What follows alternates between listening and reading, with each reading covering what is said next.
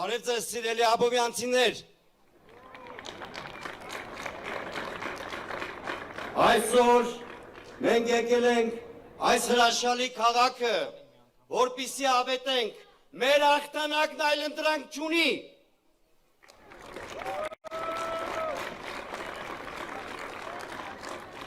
Ինչպես նշեցին իմ գործընկերները,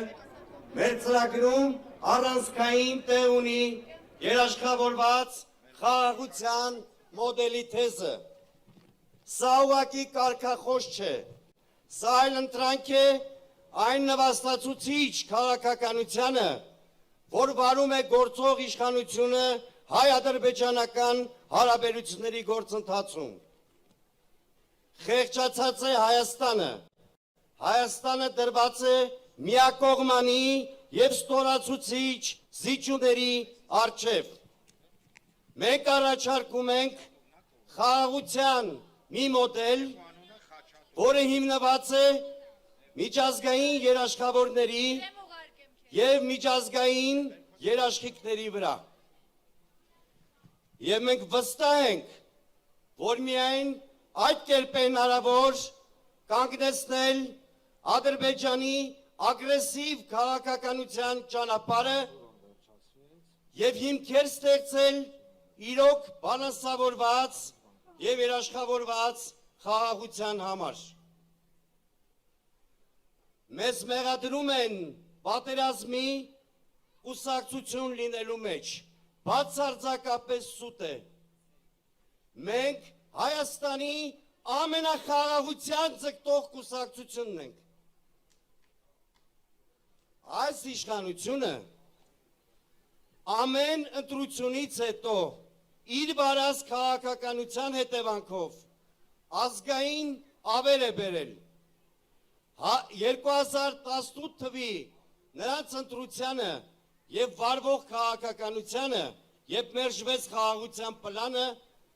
հաջորդեցին 44-օրյա պատերազմը և պարտությունը։ 2021 թվին Նիկոլ Փաշինյանի վերընտրությունը, հետո նոյեմբերի 9-ի եռակողմ հայտարարությունից հրաժարումը հանգեցրեց Արցախի կորստին։ Այս անգամ կոնին դրված է Հայաստանի ճակատագիրը։ Մենք մեր առաջարկած մոդելով նպատակ ունենք փրկել Հայաստանի Հանրապետությունը, նրա ինքնիշխանությունը և տարածքային ամբողջականությունը։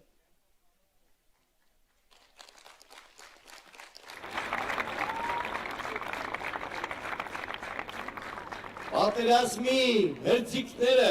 պատերազմի և մահվան խորհրդանիշները չեն կարող մեզ մեղադրել պատերազմ բերելու մեջ։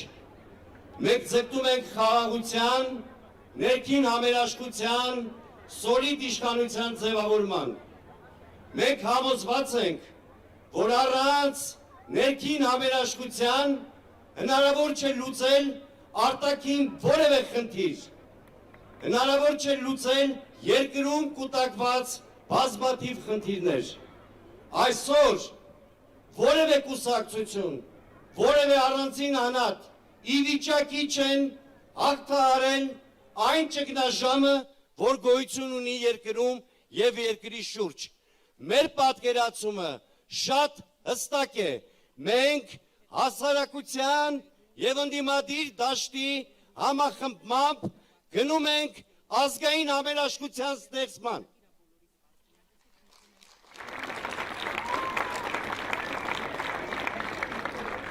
Սիրելի հայրենակիցներ, մեզ ասում են, որ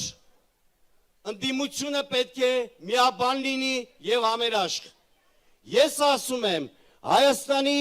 քաղաքակրթական ինքնության պաշտպանության և երկրում իրավիճակ փոխելի հարցում ընդդիմությունը երբեք այսքան միասնական չի եղել։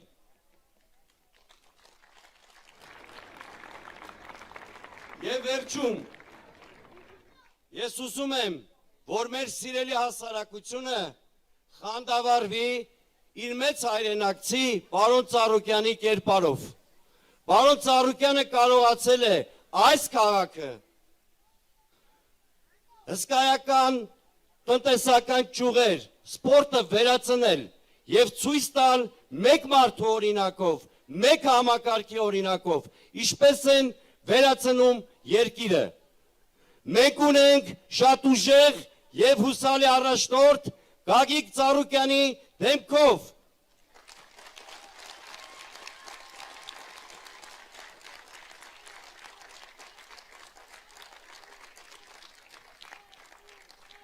Մենք ունենք շատ ուժեղ թիմ, որը կանգնած է պարոն Ծառուկյանի թիկունքին եւ որը զարգացման ճանապարհին է կանգնեցնելու Հայաստանը։ Եվ վերջապես մենք ունենք շատ կենսունակ ծրագիր, որը կազմվել է Հայաստանի քաղաքացու կողմից եւ Հայաստանի քաղաքացու մասին է։ Եվ ուրեմն հունիսի 7-ին քվեարկում ենք համար 7-ին